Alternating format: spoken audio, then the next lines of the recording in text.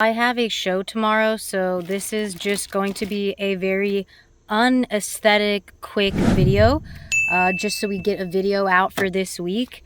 This is how I generally rhinestone my costumes. So yeah, this is just my bag of rhinestoning stuff. The first and foremost important thing you need, which a lot of people don't really know about for some reason, when they first start rhinestoning, you need rhinestone picks. So these are like little tweezers. I don't really ever use them, honestly, but whatever. You want wax tip rhinestone picks. Ignore my fingers. I was fabric painting my point shoes yesterday black for my upcoming shows. So yeah. So I got this kit off Amazon. One part is just this little metal piece, and I'll use this to adjust stones, or I'll use this to get glue unstuck from the tube of E6000, which I'll talk about in a minute. But these wax tips, they don't really like make a mark on your clothing or anything, but they're like soft enough where they can pick up the stones, which I will demonstrate in a little bit. But yeah, if you're just using your fingers, it's going to be a mess. It's not going to be accurate, especially when you use smaller stones. So yeah, this was like maybe $10. I don't know. It was like pretty cheap. I'll try and link it in the description. Regular E6000 you're probably used to seeing. And make sure if you get the E6000 that you get the kit that has these little like needle tips. Perfect. Okay, so you unscrew this cap. These do have a tendency to get clogged sometimes, which can be kind of annoying. I think when it's brand new you have to cut the actual tip off. These are older, and these get clogged. These get filled up with glue and then just like solidify. So I like to buy extra. Normally you can buy extra ones, but basically you just screw this on.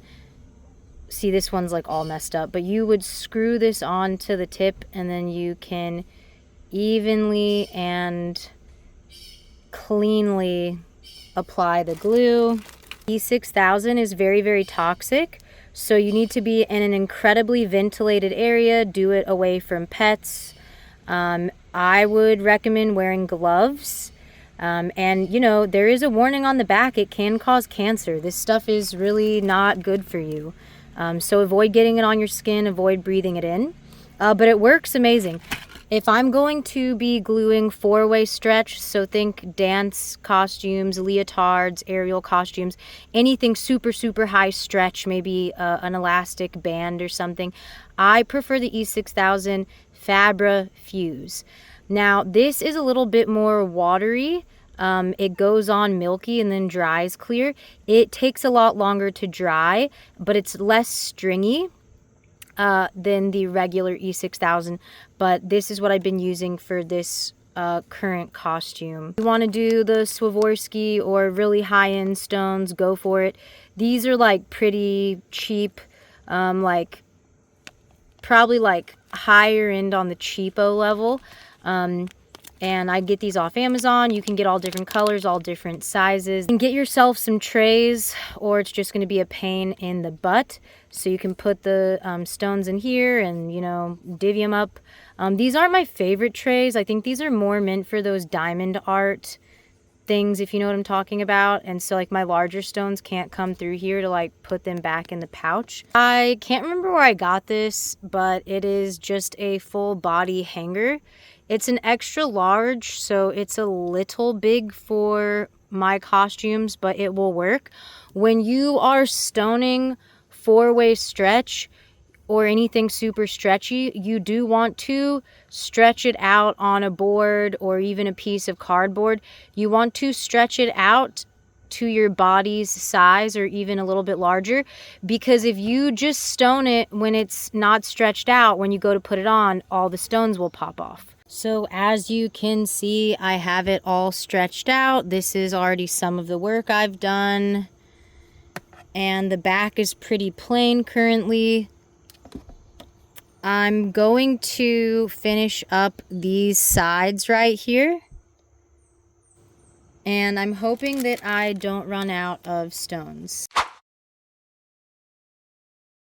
I'm just going to dump my stones in one of these trays. The fact that I'm doing this in a vehicle makes it a lot trickier. If you have a nice crafting table or a desk, it's going to be so much easier for you. As you can see, I'm just clearing out the tip of the glue there and just gently applying a nice thin layer. You do not need a lot, and don't smear it around. As you can see, the other stones I've laid down have dried nice and clear, but you just don't want a lot of extra goopy goo. I'm going to pick up my stone with my wax pick and just gently press it onto the strip of glue and adjust it if I need to, and there we go. I'm a little bit out of frame here, unfortunately, but this is me stoning at regular speed. Once you get into a good rhythm, you really can just go on autopilot, and I almost kind of enjoy stoning if I don't necessarily leave it till the last minute for a show. I will have a lot of these products linked in the description. They're all fairly affordable. I hope I'm in frame, and I hope that this was helpful. I will show the final product in a later video, and I also have my Patreon account where I post my full burlesque performances, because I'm pretty sure I will get demonetized if I posted them publicly. But other than that, let me know if you have any other questions, and maybe this will be helpful for Halloween costumes, or if you have any kids that are in dance or anything like that. You most certainly can pay people to do this, and I'm sure they'll do a better job than you or me. But if you're on a budget, you can definitely do this yourself. Put on a podcast, put on a movie or a show, and it's kind of therapeutic. Don't get bamboozled.